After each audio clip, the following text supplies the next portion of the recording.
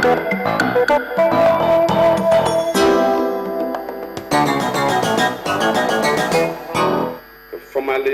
present this bread to Nigerians. I've been eating this bread for the past 1 week, and I'll continue to eat only this bread until I leave State House. President Goodluck Jonathan's promise on cassava bread in November 2011. He went ahead to declare that the federal government will introduce policies that will encourage those who will use cassava in processing bread. Thereafter, the Minister of Agriculture launched the bread in various highbrow supermarkets. But 3 years after the president's declaration, cassava bread is nowhere to be bought. Please, are you baking the bread that has cassava? Cassava. We don't have, let me check. Channels visited some of the touted supermarkets across Lagos, the commercial capital of the nation, but none was available. Not just that, in most cases, the production has been suspended. Most Nigerians haven't even tasted it. Nigeria is a country with over 150 million people, and from that population, about 60% are farmers. And so it simply means that the country can independently feed itself. But as it is, Nigeria still awaits its green revolution. So when government launched the Cassava Bread Initiative, that is the inclusion of cassava flour into wheat flour for bread making and other confectionaries, not a few doubted that it will work. Concerns raised that the farmers may not be able to meet demands. The road to Maria Adeyemo's farm in Ikenne, Ogun State, one of the cassava farmers in the area. The road to the farm is impassable for vehicles.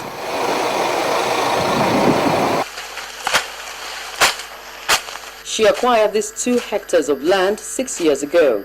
Her major customer is Thai Farm, a cassava processing mill in Ososa, a few kilometers away from Ikenne. She has been supplying at least 6 tons a week to the farm for the past 4 years.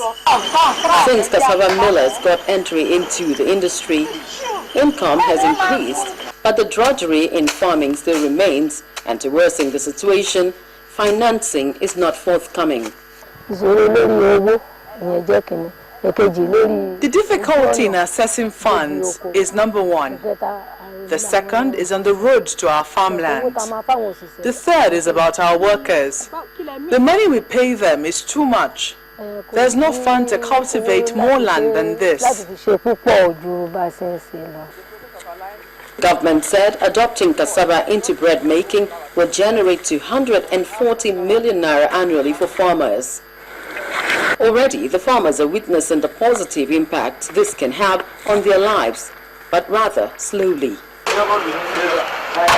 We need to test for the starch before payment can be made. We pay 55 naira per kg of starch. The starch in your tuber is 30.6. 30.6, and you see from here it's 30. If it is 30%, it is 16,500.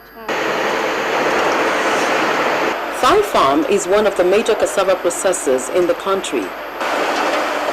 It is the main one in the southwestern region of Nigeria since 2010. It sources about 150 tons of cassava per day from Niger, Kwara, Oyo, Ondo, Edo, Ogun, and Lagos states. The factory has the capacity to process 300 metric tons of tuber of cassava per day, but at the moment, only 150 metric tons are processed. This produces 40 tons of cassava flour per day. According to the officials of the plant, it can do more, but no order. The farmers are working. So tuber is coming in, as you can see. You look behind you, you see some trucks on the way bridge. So the tuber comes in fresh and we process it fresh. So and that is part of the reason why I said we don't like producing and storing it. Because if we can get fresh tubers and process it that very day, now why should we be storing it? Thai Farms employs around 100 workers and gets its cassava from 2,000 farmers. It is one of the many processors struggling to stay afloat.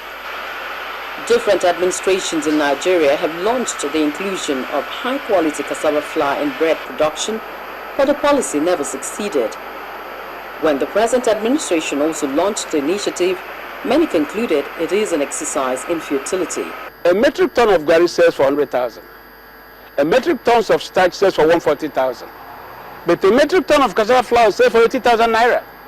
The flour millers are not buying it in the quantum government wants because they're using only 3%. Peter Bolt has been in the business of processing cassava yields into the high-quality cassava flour for 10 years in Nigeria. He raises concerns about the unproductive nature of his business. He claims the cassava policy implementation is dragging. We have invested $30 million over the last 8 years. We were not capable of selling this cassava flour to the market because the market, controlled by very big people, did not allow that cassava flour to be used. And if that would not change, we would close shop this year because we are a company which has lost every year about €1 million in our operation because we did not produce, we could not sell our cassava flour. It is not only Peter Bolt that complains about the big people in the industry. Some processors who spoke with us off the camera said although the policy may look good on paper, it is doomed to fail. A former managing director of one of the major wheat millers in the country said expecting anyone in the industry to say what the true situation is a difficult task. Every company that produces has some production secret that they will not let out to anybody. If you go to flour mills of Nigeria, the same thing you will experience. If you go to flour mills, I'm sure the same thing. Go to Central Flour, you have the same thing.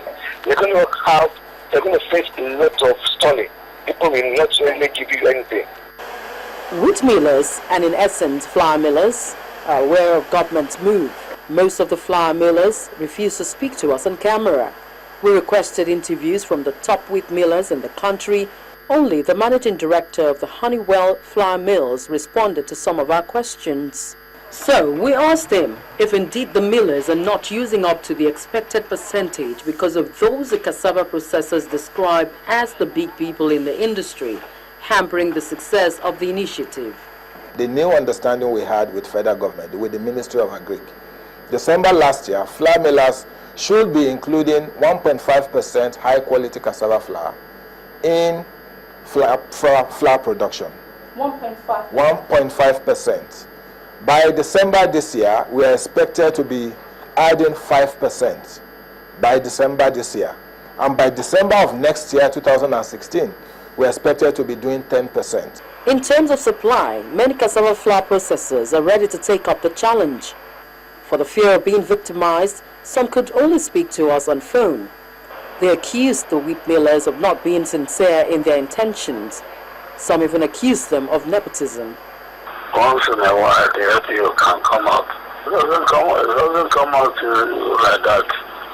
It's all about much pleading and who do you know? It doesn't come out like that. The reality is seen in Thai Farm, a major plant in the country. The farm is not producing up to capacity. In Nigeria today, the total installed capacity for flour milling, if you compute a need to do cassava inclusion at 10%, certainly there will be availability problem. So that is why federal government, we're collaborating, that is the flour millers are collaborating with the federal government to take up the challenge of converting the tubers into high-quality cassava flour. Okay. According to statistics, 4 million Nigerian farmers plant 3.85 million hectares of land with cassava, producing 46 million metric tons of cassava annually. Nigeria is the highest producer of cassava, but not its highest income earner. If the composite cassava initiative is embraced, Nigeria can create as much as 3 million jobs through 5,000 small and medium enterprises, which will produce 1.2 million metric tons of cassava, saving the country 127 billion naira annually, when 20% of cassava is included.